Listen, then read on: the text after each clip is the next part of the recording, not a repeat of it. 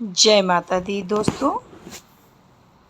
कन्या पूजन में दिए हुए उपहार माता रानी देंगी सुख समृद्धि का आशीर्वाद। नमस्कार दोस्तों, आप सबका हमारे YouTube चैनल वेदहंस में स्वागत है।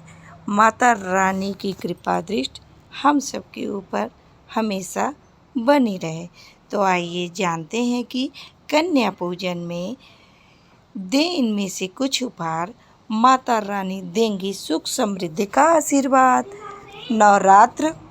नवरात्र के दौरान अष्टमी व नवमी तिथि पर लोग अपनी अपनी मान्यताओं के अनुसार कन्या पूजन करते हैं, जिसे कंजक पूजन भी कहा जाता है। इस दौरान कन्याओं को उपहार भी दिया जाता है।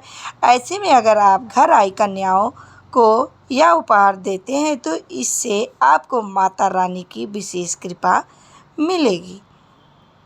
कन्या पूजन में क्या दें? नवरात्र के 9 दिन होती है नव दुर्गा माँ की पूजा। अष्टमी और नवमी तिथि पर किया जाता है कन्या पूजन। कंजक पूजन से मिलता है माता रानी का आशीर्वाद।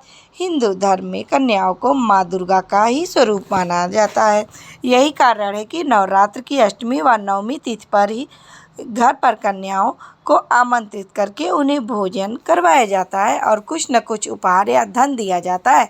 माना जाता है कि ऐसा करने से साधक को माँ दुर्गा का पूर्ण आशीर्वाद मिलता है। दे सकते हैं ये चीज़ें कन्या पूजन के दौरान आप उन्हें इनमें से कोई भी चीज़ें भेंट कर सकते हैं। आप कन्याओं को श्रृंगार का सामान जैसे चूड़ी, बिंदी, लाल रंग की चुनरी आदि दे सकते हैं। कंजक के दौरान आप कन्याओं को पढ़ाई लिखाई संबंधित सामान जैसे पेंसिल, कॉपी आदि भी दे सकते हैं। इसी के साथ कन्याओं को धार्मिक पुस्तकें और धन आदि भी दिया जा सकता है।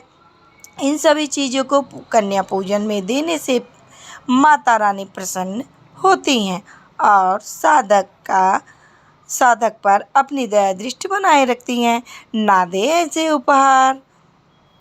कुछ ऐसी चीज़ें भी बताई गई हैं जिन्हें भूल से भी कन्या पूजन के दौरान कंजक को नहीं देना चाहिए, वरना माता रानी नाराज हो सकती हैं। घर आई कन्याओं को कभी भी कांच से बनी चीज़ें या फिर नुकीले चीज़ें नहीं देनी चाहिए।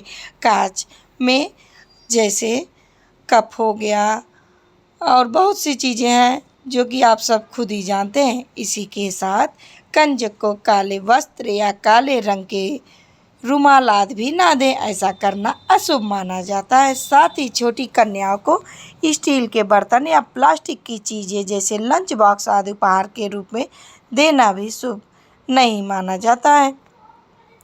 विदा करने से पहले करें ये काम। घर से कन्याओं को विदा करने से पहले उनके पैर छुएं और आशीर्वाद लें।